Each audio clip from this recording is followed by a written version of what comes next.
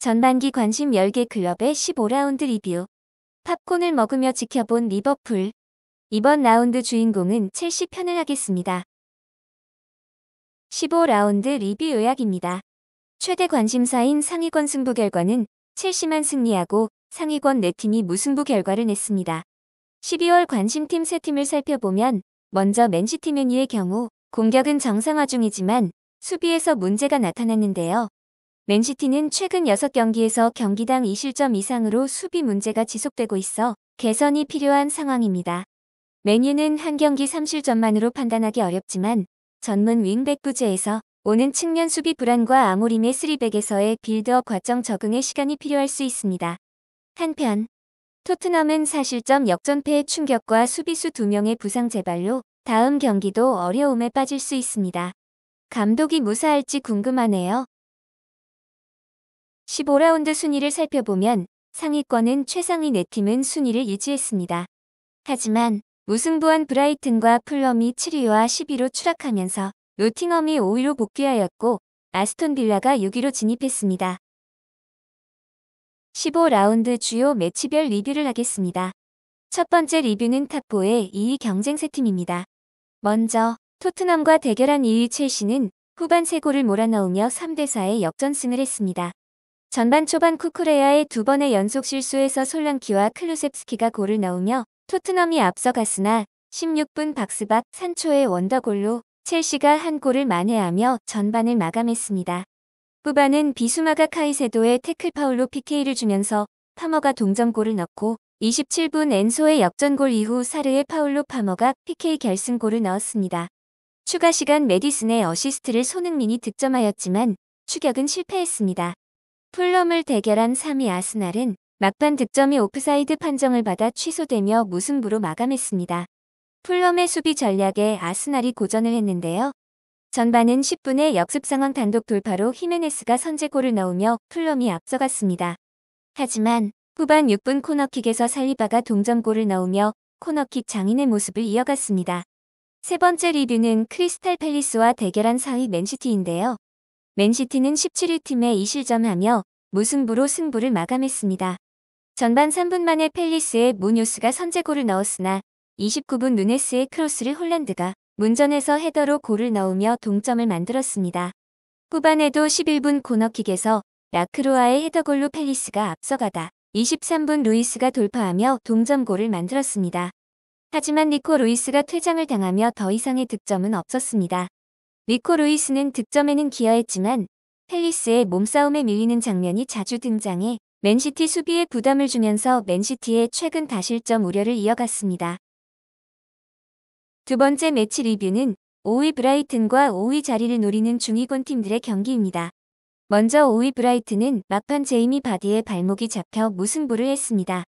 브라이튼은 경기를 주도하며 전반 한 골, 후반 31분 민테의 골로 승리를 예감했지만 후반 40분 제이미 바디의 만회골과 추가 시간 제이미 바디의 어시스트에서 나온 동점골로 무승부가 되었습니다.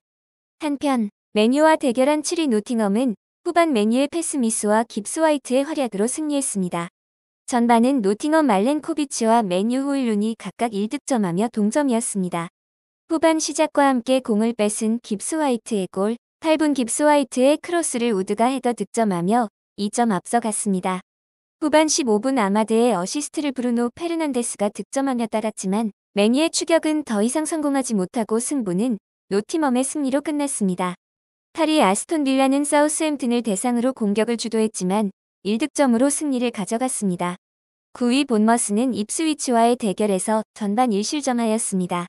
공격은 하지만 득점에는 실패하며 전후반 답답한 모습을 보여줬는데요.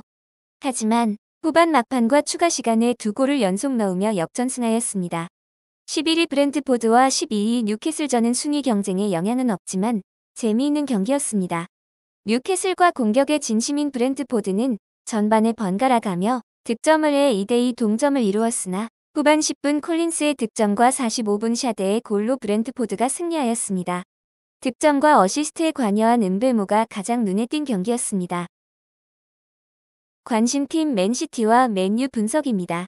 맨시티는 과거 경기당 2에서 2.5 득점의 모습을 되찾고 있는 것 같으나 공격만큼 지적이 나오던 수비의 문제로 17위 팰리스와 무승부를 하였습니다. 과거 맨시티의 경기당 실점은 1점 수준을 넘지 않았는데요.